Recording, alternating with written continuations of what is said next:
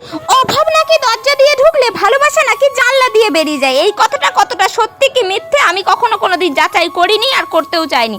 কোনো অভাবী স্বামীর বউ তাকে কিন্তু যতই অভাব হোক না কেন, খাওয়া হোক চাই না হোক, তাকে কিন্তু আঁকড়ে ধরেই সে বাঁচতে চায়। কোনো নেশাখোর স্বামীর বউ সে যতই মারুক না কেন, মাল খেয়ে এসে যতই ঘর থেকে বের করে দেওক না কেন, সে কিন্তু মাটি আঁকলে ঠিকই থাকে। কিন্তু কোনো বড় লোকের বউ, বড় লোকের মেয়ে, সে কিন্তু একটা কথা বললেও তার ভাত খায় না। কেন জানো? তাদের টাকার গরম আছে, যে একটা যাবে 10টা আসবে, তারা এটাই ভাবে। আর আমরা কি ভাবি? আমাদের তো একবেলা ভালো করে খাবারই জোটে না, আর আমাদের ওসব চিন্তা আমাদের মাথায় আসবে কি করে? আমরা কি করে আমাদের সন্তানকে মানুষ করব? কি করে আমরা আমাদের সন্তানকে ভালো ভবিষ্যতের দিকে নিয়ে যেতে পারবো? আমাদের জীবন তো যা হোক হয়েই গেছে।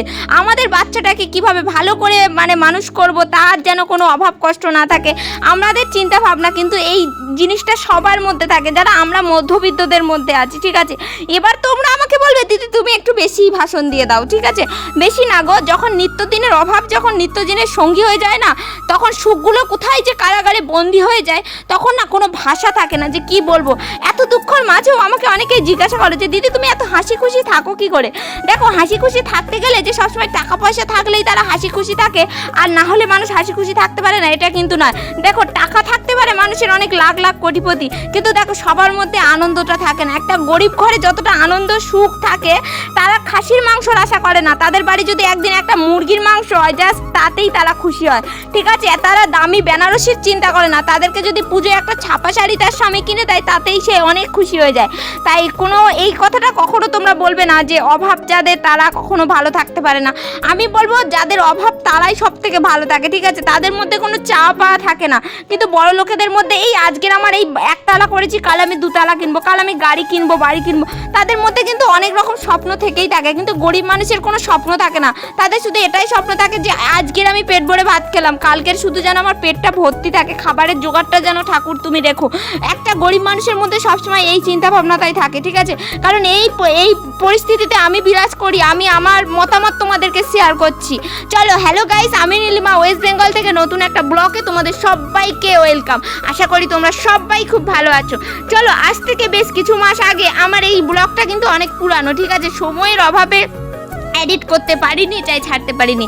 কিছু মাস আগে আমরা কোথাও একটা গিয়েছিলাম। ঠিক আছে, জাস্ট আমি নামটা নিলাম না। সেখানে গিয়ে আমরা সবাই মিলে খুব আনন্দ করেছিলাম। আর যারা ভিডিও করে তাদের তো জানো তো, যেখানে যাবে ভিডিও করতেই হবে, কারণ কখন কোন ক্লিপটা লেগে যাবে, কখন কি থাকবে না থাকবে, তখন এইটাই তুমি চালিয়ে দিতে পারবে। তাই দেখো, আমরা গিয়েছিলাম, বেশ আমাদের পরিবারের সবাই গিয়েছিলাম, কিন্তু সবার নামগুলো আমি এখানে নেবো না। ঠিক আছে, তোমরা যাদেরকে চেনো তা চেনো, অবশ্যই কমেন্ট বক্সে জানাবে। সবাই গিয়েছিলাম বেশ আনন্দ করে। কিন্তু এটা কিন্তু কোনো বিয়ে বাড়ি নয়, এটা একটা জাস্ট শ্রাদ্ধ বাড়ি বলা হয়, সেখানে গিয়েছিলাম। সত্যিই খুব দুঃখজনক ব্যাপার। তবু তোমরা এবার বলবে যে শ্রাদ্ধ বাড়ি এসে ভিডিও করছো কেন? দেখো, যারা ভিডিও করে তারা যেখানেই যাক, যে পরিস্থিতিতেই যাক, তাদেরকে করতে হবে। সে যদি শরীর খারাপ থাকে, তার বাড়ি যদি কোনো দুর্ঘটনা করে থাকে, তবু কিন্তু ফেসবুক বুঝবে না, ইউটিউব বুঝবে না, তাদেরকে কিন্তু ভিডিওই দিতে হবে। তাই এই ভিডিওটা নয় আজ থেকে 4 মাস আগেকার ভিডিও আমি তোমাদের মাঝে শেয়ার করছি। আমরা যখন সবাই একসাথে কোথাও যাই, সত্যি বলতে আমরা এতটাই আনন্দ করি। আমাদের বাড়ি সে যাই হোক না কেন, আমরা যখন ফাঁকাই থাকি তখন আমরা কাউকে বুঝতেই দেই না যে আমাদের বাড়ি কোনো সমস্যা আছে কি। সবার সাথে এত হেসে খেলে আমরা সবাই খুব এনজয় করে আমরা কাটিয়ে দেই।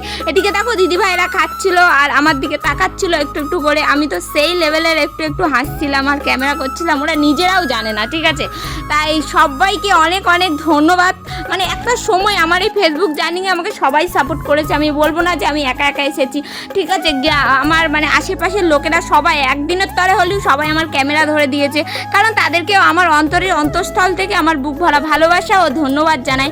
কারণ সবার একদিনের তরে হলেও আমি সবার হেল্প নিয়েছি, না হলে কোনোদিনও আমার এই জার্নিংটা সাকসেসফুল হতো না। ঠিক আছে, তাই সবাইকে আমার অসংখ্য ধন্যবাদ জানাই। আর এই দেখো, আমরা যাচ্ছিলাম আর বৃষ্টি হচ্ছিল, দেখেছো? আর ওই গাড়িটা আসছিল, আমি বৃষ্টিতে ভিজছিলাম। আর ওই ভাইগুলো ওখান থেকে বলছিল যে দিদি তুমি ভিডিও করো না, তোমার ভিডিও খুব ভালো লাগে, খুব ভালো লাগলো। আর আমরা এই যে অটোই করে যাচ্ছিলাম, আর কি বলবো গাইস, হাওড়ার রাস্তা এত খারাপ, এত খারাপ, মানে ধুলোই ধুলো। আমার চুল টুলগুলো দেখো পুরো সাদা হয়ে গেছে, আমি পুরো মানে যাকে বলা হয় আমি বুড়ি হয়ে গেছি, যেমন বয়স্ক মানুষদের চুল টুলগুলো হয়ে যায়। আর ওখানকার পরিবেশটা এত সুন্দর গাইস, সে কথা তোমাদেরকে কি বলবো। ওইদিকে না খড়িপেটের ওদিকে না একটা ওগুলোই না অনেকগুলো ক্যাব আছে জানো। বিকেলবেলা করে যখন আসছিলাম দেখছিলাম কি সুন্দর, মানে একটা প্রকৃতির মানে জলের মধ্যিখানে জাস্ট মধ্যিখান থেকে রাস্তা গেছে, দুই পাশে জল, আর পাশে কি সুন্দর সুন্দর ক্যাব, ওখানে কফি, তোমার যত রকমের খাবার টাবারগুলো পাওয়া যায়। সত্যি বলতে গাইস ওরকম পরিবেশে যেতে কার না ভালো লাগে, কিন্তু দেখো আমাদের তো বাচ্চা কাচ্চা নিয়ে যাওয়া সম্ভব নয়, তাই সবাই ছিল, সবাই ওখানে করছিল, খাওয়া দাওয়া করছিল, বেশ অনেক মানুষ ভিডিও টিডিও করছিল। আমি তো বলবো ওই সব জায়গায় ভিডিও আমি যদি ছাড়তে পারি তা পুরো মানে কী বলবো, এমনিতেই আমার বলতে নেই তোমাদের ভালোবাসায় আমার ভিডিও সব ফর ইউতেই চলে, লক্ষ লক্ষ কোটি কোটি মানুষ দেখার, ওরকম জায়গায় ভিডিও ছাড়লে তো গোটা মানে কি বলবো, মানে আমাদের গোটা বিশ্বে যাকে বলা হয়, এমনিতেও আমার গোটা বিশ্বে আমার ভিডিও মানুষ দেখে, আর ওরকম প্রকৃতিতে ভিডিও ছাড়লে মানে এমন কোনো যে কজন মানুষ আমাকে চেনে না তারাও আমাকে চিনে যাবে। আর ওখানকার রাস্তা এত খারাপ, ড্রাইভার তো ভুল করে অন্য রাস্তায় নিয়ে চলে গেছে, একটা ইট ভাটার মধ্যে নিয়ে চলে গেছে, আমাদেরকে কুটুম বাড়ি কি নিয়ে যাবে, ইট ভাটার মধ্যে নিয়ে চলে গেছে।